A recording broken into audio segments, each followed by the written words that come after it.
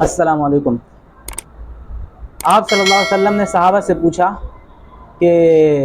آپ کی نظر میں مفلس کون ہے؟ تو صحابہ رضی اللہ تعالیٰ نے عرض کیا لا درہم ولا متاع، جس کے پاس نہ کوئی سامان ہو اور نہ کوئی درہم وغیرہ ہو۔ تو آپ صلی اللہ علیہ وسلم نے فرمایا نہیں، میری امت میں مفلس وہ ہے جس کے پاس ڈھیر و نیکیاں ہوں، اور اس کو جب میدان محشر میں لایا جائے گا تو اس کے بعد جب اس کو پیش کیا جائے گا اللہ تعالیٰ کے سامنے، تو اس وقت اور بندے بھی آئیں گے اور کوئی کہے گا کہ اے اللہ، اس سے جو ہے نا مجھ پر زنا کی تہمت لگائی، اس نے میرا مال کھایا، اس نے خون بہایا، تو اس جو کہتا جائے گا اس کے بدلے اس سے نیکیاں لے کے اس کو دی جائیں گی۔ تو آخر کار یہ بالکل جو ہے نا